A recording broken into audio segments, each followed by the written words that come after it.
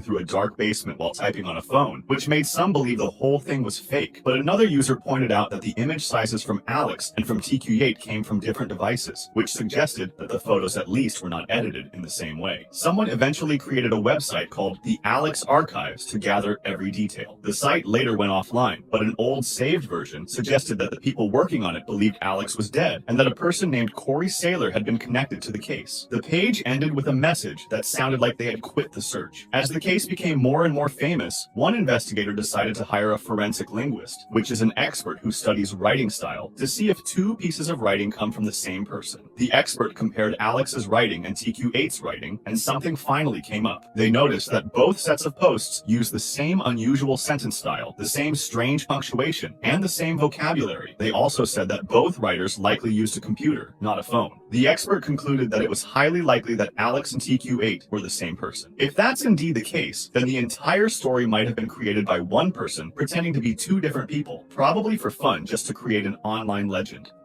96.7 FM Strange Sounds.